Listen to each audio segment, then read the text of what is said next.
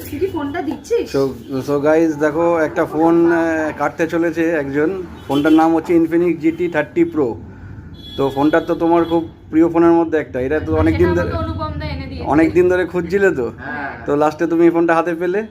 তো কোথার থেকে আসলো? ফ্লিপকার্ট থেকে, অনলাইন থেকে পারচেস করা হয়েছে গাইজ, কিন্তু এটা পাওয়া যাচ্ছে না রিটেলে। তো অনলাইন থেকে ফার্স্ট সেলে ফার্স্ট বুকিংয়ে এটা আনা হয়েছে। তো ওর এই ফোনটাই পছন্দ, এটা ছাড়া অন্য কিছু ওর পছন্দ না।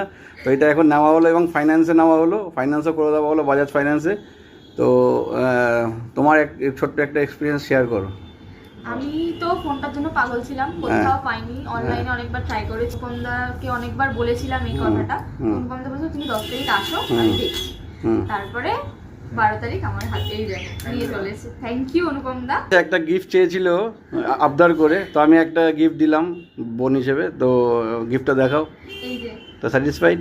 একদম। অনলাইনের প্রোডাক্টে কিন্তু গিফট হয় না, কিছুই হয় না, কিন্তু আমি তোমাকে গিফট দিলাম।